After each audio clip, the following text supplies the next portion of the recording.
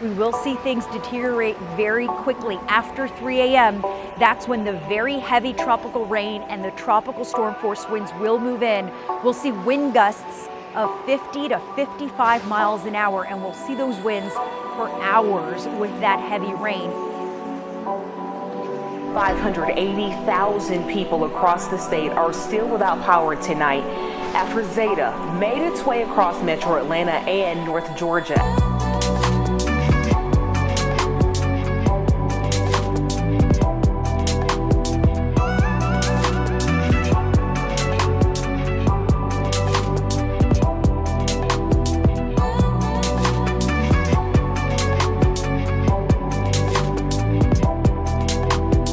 Saturday afternoon at Turnaround Kids Ministry. They've had a little bit of damage here.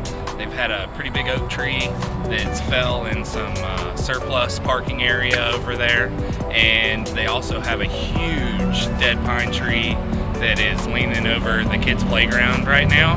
It's just an incredible opportunity for us to come out here and help Turnaround Kids.